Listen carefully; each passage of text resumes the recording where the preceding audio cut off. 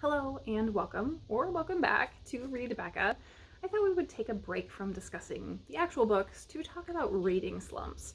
I feel like I'm not alone in currently feeling like an end of summer, entering into fall, slumpy time. So it seems like I've seen people mentioning this almost every day that I've watched videos on BookTube lately, and no one seems to really have a strategy or be talking about how they're dealing with it.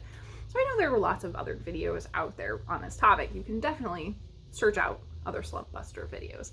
But I just thought I would share my process and kind of what works for me and how I like to think about dealing with a slump.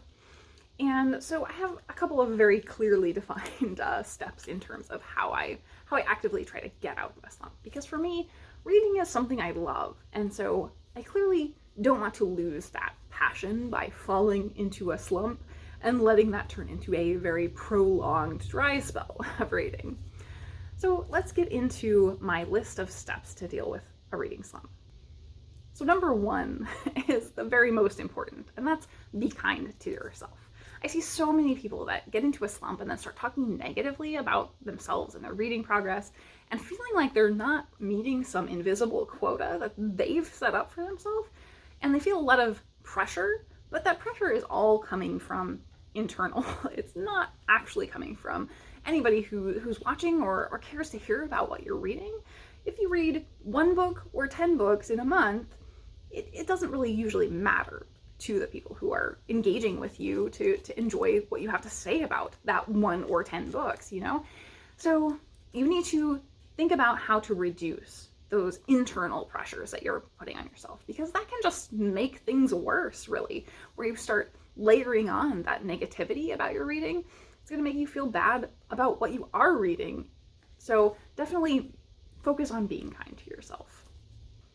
Number 2 is to do some introspection and ask yourself, why am I feeling slumpy? And there's 3 kind of main categories that I usually see people go into. It's obviously highly personal, and so I think there is probably more than these 3 categories, but these are the main ones. So the first one is a focus issue. Have you been doom scrolling on your phone a lot lately? Have you been drinking too much caffeine? These are really clear, easily identifiable things that you maybe need to make some changes on. Put your phone in the other room or spend less time on your phone and get outside some more, avoid the caffeine, and that is probably going to make a very quick change for you in that focus issue. Otherwise, you might want to look at what you're doing in your day-to-day life that might be impacting your focus. Is it burnout? If it's burnout, then you may be doing too much. If it's at work, there might not be a lot you can do about that, but you can respect yourself and realize that that's the reason why, and you're not going to be able to change anything about it immediately. If it's burnout because of reading, if you're setting your goals ever higher and constantly increasing challenges that you have to do, maybe you're doing too much and you need to scale back. If you've been reading only one type of thing, maybe you've burnt out on that one type of thing and you need to vary what you're reading more. So those are a couple of, concrete steps you can take for burnout. In terms of depression is, I think, the main one, and that's kind of where I think I'm at right now. I'm feeling some strong emotional things going on in my life and some big changes, just generally difficult things. And so there's not a lot I can do about that. And that's okay. That's back to point number 1. I have to be kind to myself. So I'm kind of focusing on more self-care and just respecting that maybe I need time away from as much reading as I have been doing, or maybe I am going to be reading slower for a little while until I move on from this phase of my life where, I'm feeling these strong things. So yeah, you have to kind of respect that you need space and processing sometimes. So the next thing that I would try, my number 3, is to change formats. So if I'm really struggling to read in one format, in print maybe, then I'm going to switch to audio or even graphic novels and try those out. See if changing format from what I usually do is actually working better for me and I'm picking up the threads of reading better. And very often that's the case. So right now I've been really struggling on print and just sitting there and staring at pages and rereading. And so audio has been really working for me. I've been getting outside as much as I can and listening to audiobooks while I'm outdoors, just sitting with one of my pets or walking. And so that's a very low effort way to continue getting through books and not feel like I'm completely stalled out.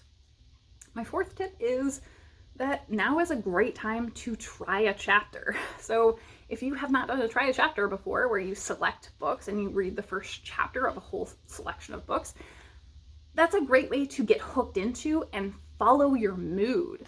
So if you are getting excited about a book, that's going to pull you out of a slump. So trying a chapter is a great way to do that.